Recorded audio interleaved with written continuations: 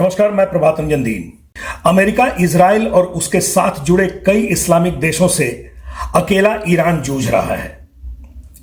यह बम चला, यह मिसाइलें दगी, यह ड्रोन चला, वह विमान गिरा, यही सब अखबारों और चैनलों पर चल रहा है।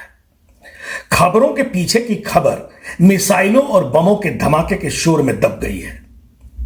उसे कुरेद कर निकालने के पहले आपको याद दिला दूं कि भारत के प्रधानमंत्री नरेंद्र मोदी के खिलाफ चल रहे वैदेशिक और आंतरिक षड्यंत्र के संदर्भ में मैंने पिछले एक समाचार कार्यक्रम में ईरान के भूतपूर्व प्रधानमंत्री मोसादेक के खिलाफ हुए खतरनाक षड्यंत्र का बेहद महत्वपूर्ण ऐतिहासिक प्रसंग आपके समक्ष रखा था।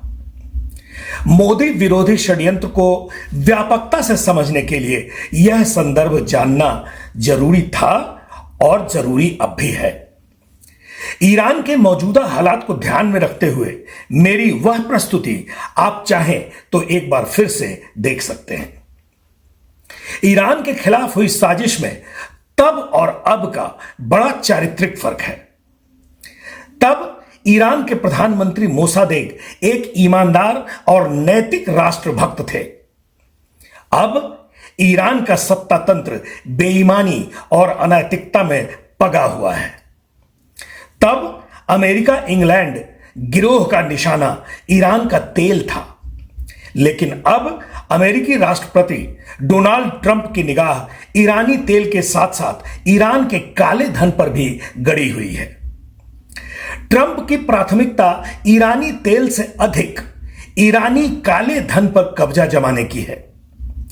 ईरान के तेल से अमेरिका का खजाना भरेगा और ईरान के काले धन से डोनाल्ड ट्रंप का व्यक्तिगत पूंजी साम्राज्य बढ़ेगा। यह तब और अब के षड्यंत्र का मौलिक चारित्रिक फर्क है। इस मौलिक फर्क पर कई निरपेक्ष जांच एजेंसियों ने गहराई से जांच की है।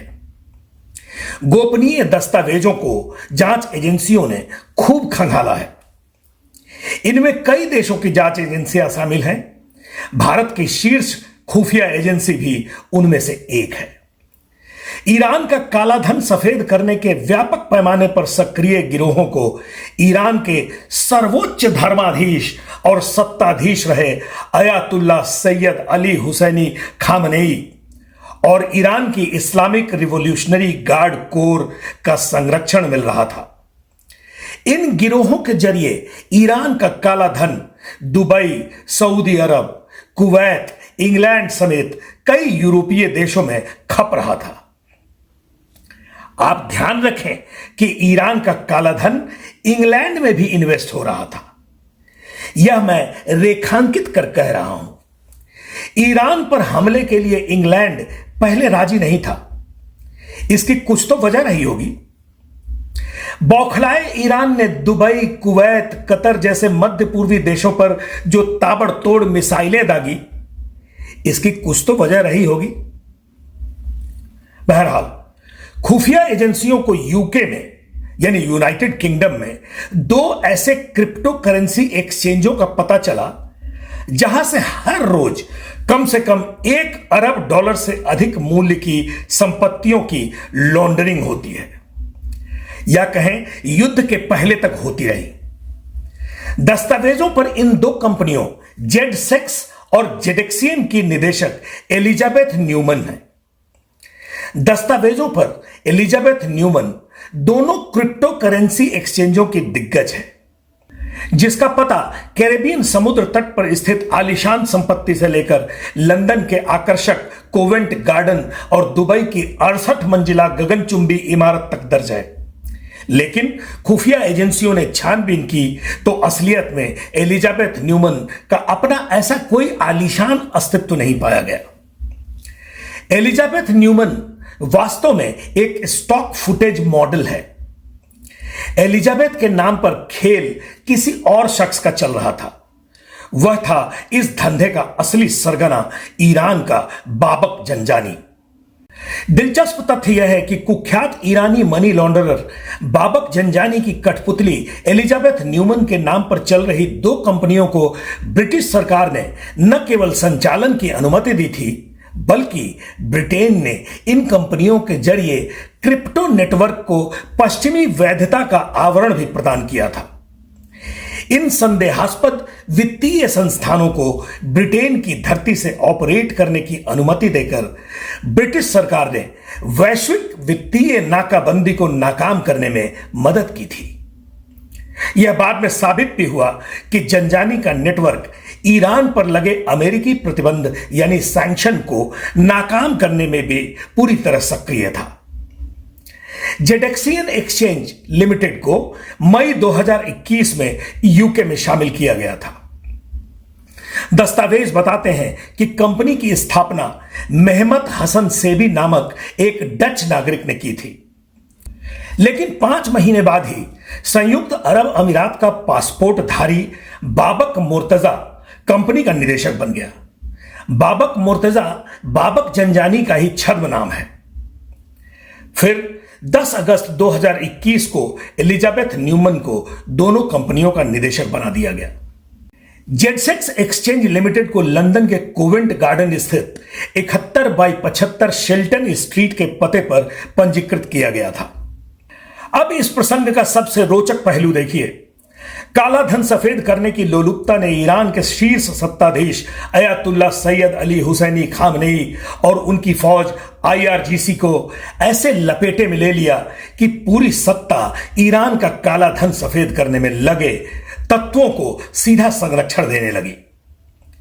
विचित्र विरोधाभास यह है कि खामनेई सरकार ने वर्ष 2016 में ईरान के बेशुमार तेल धन की अंतरराष्ट्रीय चोरी के आरोप में बाबक जंजानी को मौत की सजा सुनाई थी, लेकिन उसे फांसी न देकर खामनेई ने उसका इस्तेमाल करने की रणनीति बनाई।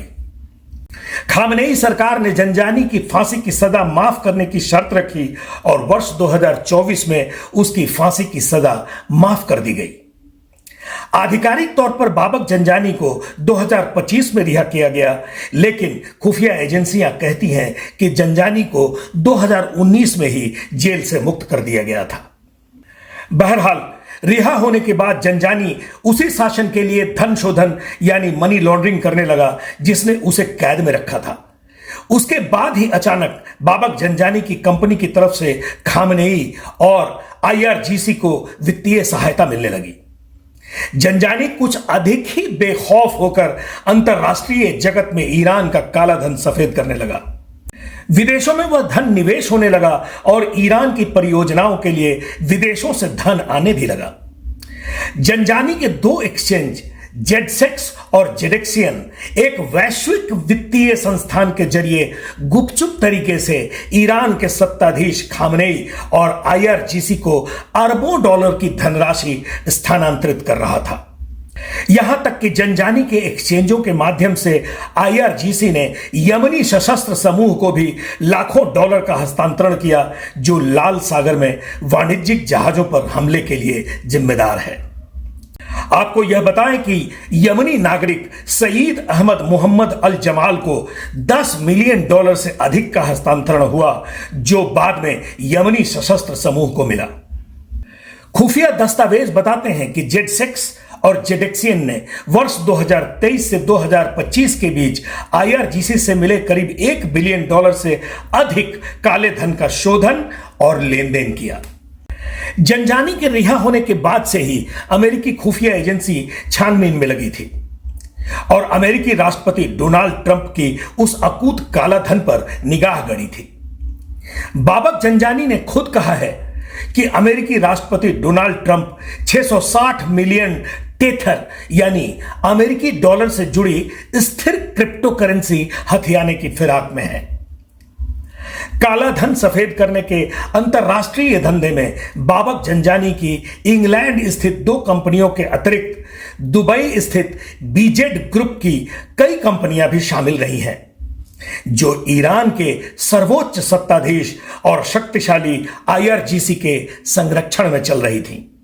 तो जाहिर है कि ईरान पर अमेरिकी हमले के पीछे धन किस तरह का किरदार अदा कर रहा है। सीनियर खामनेई के मारे जाने के बाद ईरान में उत्तराधिकार के मसले पर हुई अंदरूनी खींचतान को सीनियर खामनेई के शासनकाल में संचित विशाल वित्तीय साम्राज्य से अलग कर नहीं देखा जा सकता। सीनियर खामनेई द्वारा संचालित संगठन सेताद अजराइये फरमान हजरत इमाम के पास अकूत संपत्ति होने का प्रमाण मिला है। स्टॉक एक्सचेंज डाटा, कारपोरेट खुफिया खुलासे और अमेरिकी खुफिया आकलन के मुताबिक सेताद की संपत्तियों का अनुमान लगभग 95 अरब अमेरिकी डॉलर लगाया गया है। खुफिया एजेंसियां यह मानती हैं कि ईरान के सर्वोच्च नेता रहे अली खामनेई से जुड़ी संपत्तियों का व्यापक नेटवर्क इससे कहीं अधिक और विशाल है। कैसे विडंबना है कि ईरान, जहां लाखों ईरानी नागरिक मुद्रास्फीति, प्रतिबंधों और आर्थिक गतिरोध से जूझते रहे हैं, वहीं का सर्वोच्च नेता ऐसे वित्तीय तंत्र का संचालन कर रहा था जो दुनिया के किसी भी संप्रभु धन कोषों के बराबर है या उससे अधिक है। यही पूंजी साम्राज्य ईरान के उत्तराधिकार संघर्ष में एक रणनीतिक हथियार बन गया। यदि मुज्तबा खामनेई में धार्मिक अनुभव की कमी है तो उनके पास अपार वित्तीय शक्ति है जो उनके मरहूम वालिद से मिली है। यही पूंजी शक्ति मुज्तबा खामनेई के धर्म और सत्ता के शीर्ष उत्तराधिकार आसन पर प्रतिस्थापित होने का आधार बनी है। आप नजर का कैनवास बड़ा कर देखें तो देख पाएंगे कि हर तरफ धन वफादारी को पुरस्कृत कर रहा है, धन असहमतियों को दबा रहा है, धन संरक्षणवाद के महाजाल को मजबूत कर रहा है, आर्थिक ताकत राजनीतिक निष्ठा तय कर रही है, पूंजी शक्ति राजनीतिक धार्मिक सत्ता का विकल्प बन रही है। यह केवल ईरान में ही क्यों, यह तो दुनिया भर में हो रहा है। थोड़ा कहना अधिक समझना। आज के लिए इतना ही। नमस्कार, जय हिंद।